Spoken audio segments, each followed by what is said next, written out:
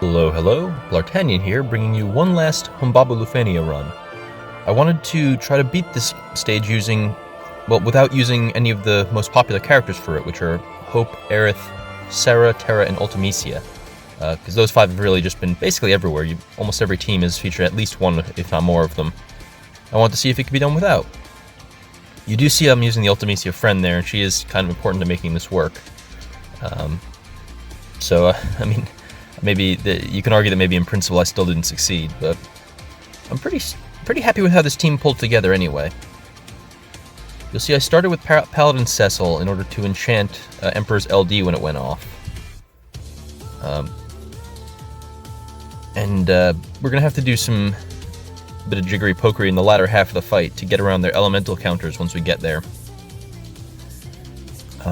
Beyond that, we have Y'shtola, who is actually quite good with Emperor with her on-demand delays and kind of turn jumping, and Emperor himself, who is just a solid magic damage dealer to satisfy the orb condition.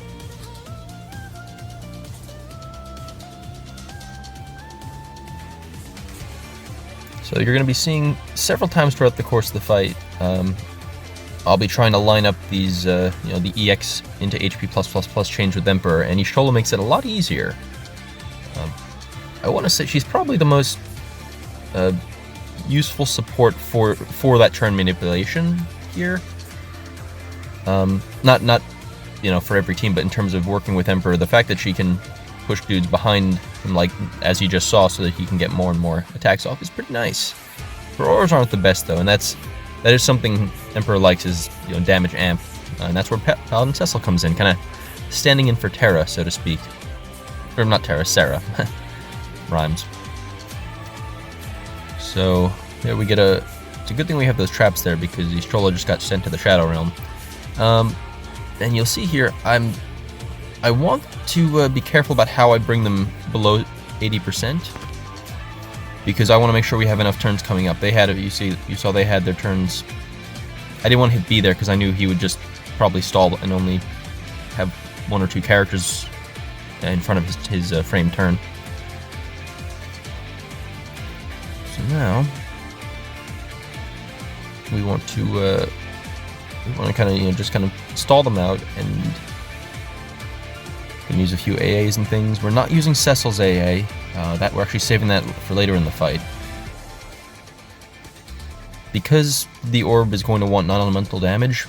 We only used his AA at the opening of the fight just to get through the 80% quicker with the weakness damage. We are going to be using the other one. You'll see. We'll talk more about that when we get there. But it's important that we don't use it here as like a stalling tactic or anything like that. Luckily, Y'shtola has like a zillion ways to delay before an enemy goes, including that turn jumping right there.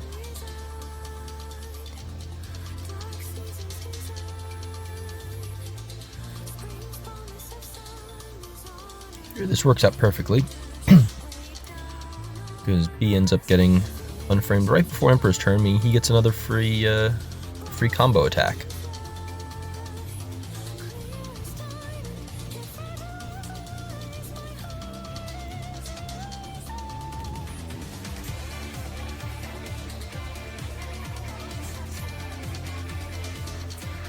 And these guys move very fast, which can make kind of keeping the break order favorable pretty tricky. Luckily, a combination of traps and delays at least keep them from stacking too many turns up on us.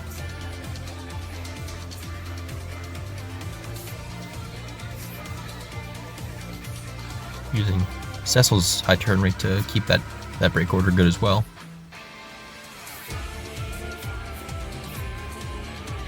The Emperor does reasonable damage if you can get a trap on someone and then reapply it, even without doing his whole EX combo shenanigans.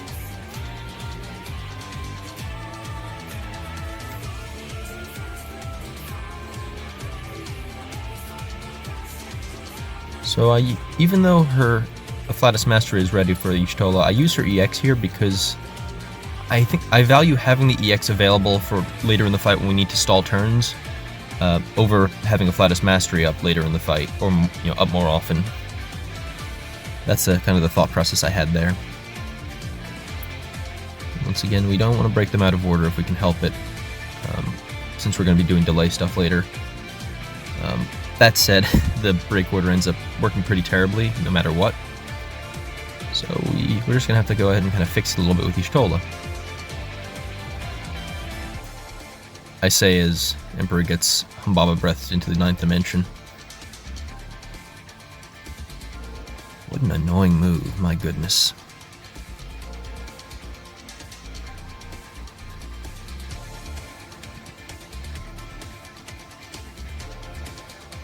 Reapplying Cecil's LD buff.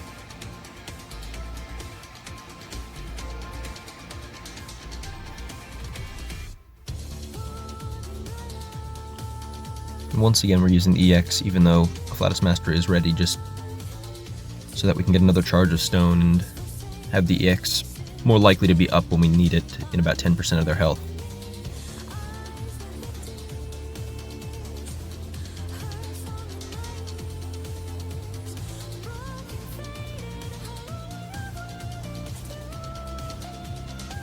Not really sure why I did that.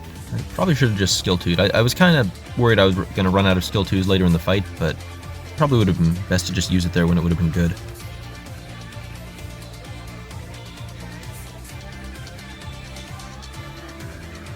Now, speaking of,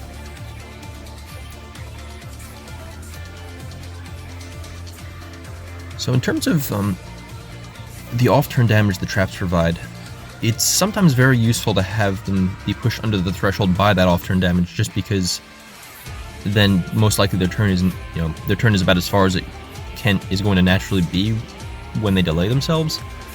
You do want to be careful though, because like you see right now, B over there has 2 turns back to back, and so if we push him under the threshold, he's not going to jump as far back as we want to if it's based on the traps, because his next turn will be so close.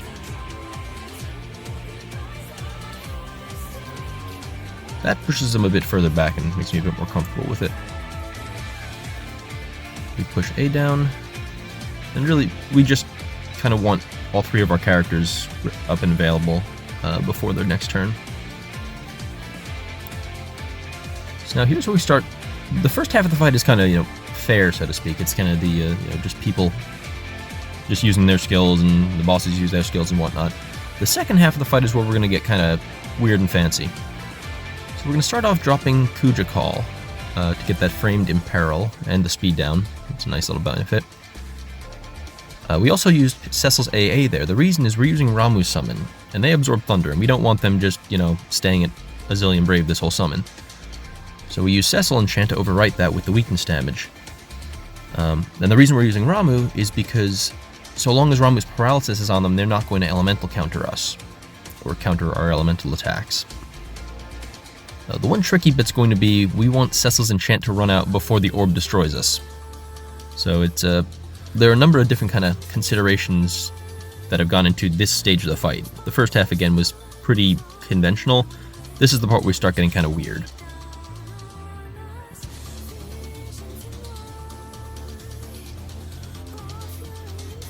So we've stalled out their frame turns, so it's time for Y'shtola and Emperor to just do everything they can to push and push and push them back. Similar in theme to the boss turn run I did in my last video, just slightly different execution, a bit more off the wall.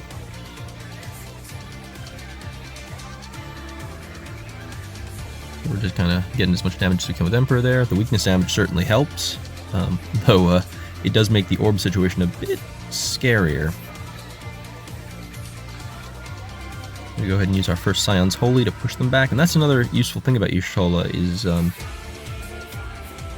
again, her auras are not great by support standards at this time. I know they improve them later, but she actually has a lot of relatively unique support utility. It's similar to Ramza, where he has the instant breaks, and there aren't many other supports who provide that in the launches and delays and stuff that he brings. I really value that. The fact that she has a burst also helps. You'll see there, I used the LD. Well, first I used Afflatus Misery, then I used the LD because I didn't want one of them coming out of Unbreak first, and on previous runs, I did the Stone EX Stone before the LD, and they actually ended up unbreaking and kind of wasting that rebreak. So that's a small bit of my thought process there. Now they're getting pretty close to... They're right on the line there, so we're going to try to push them below 29, and there we go. So pushing them back, and now they're delaying their turns even more. Not as much as I would have liked, but you know, we'll just have to make this work. Break their shields, and you'll see that, you know, as soon as the Cecil's enchant wore off, the Emperor's traps just made the orb a non-issue, because each one counts towards buffing the trap, or buffing the orb. Buffering the orb? I don't know.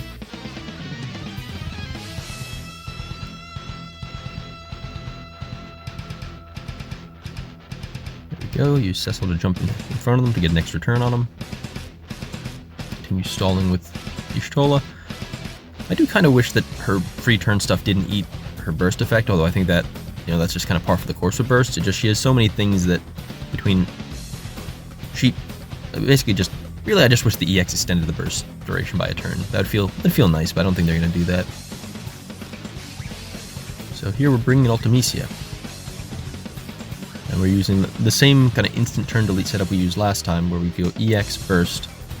This time we don't need her Hell's Judgment debuff, so we're just going to spam LDs for the rest of her time out here. And in doing so, take advantage of Y'shtola's burst effect, which is a nice side benefit.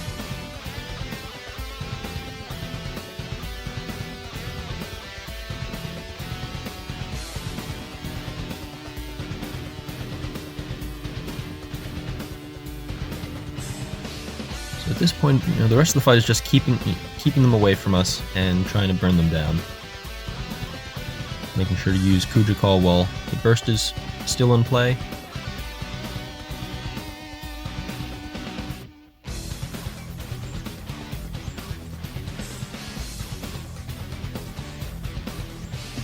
Just kind of pushing them back and pushing them back, throwing rocks at them. For some reason, the delay ended up being kind of undone there. I guess someone or other must have had a speed differential, or I don't know.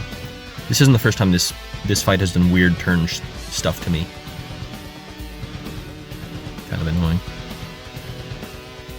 But we're good on turns here. It's a question, on the enemy turns. It's a question of can we kill them before the turn limit, and it's getting unnervingly close. It's going to really come down to whether Emperor can pump out the damage we need to get this done. That's where his final LD use is going to come in there. We have one turn left. So we're going to go ahead and get that free battery. I was going to check for another AA, but we had none. Luckily, Scion's Holy is going to close it out for us. Bit down to the wire there, got pretty tense. Felt a lot tenser when I didn't have the video sped up 2 times, but you'll see there again. Beat this without using any of the top 5 characters, which I feel very good about. Hope you enjoyed, and I'll see you in the next video. Adios.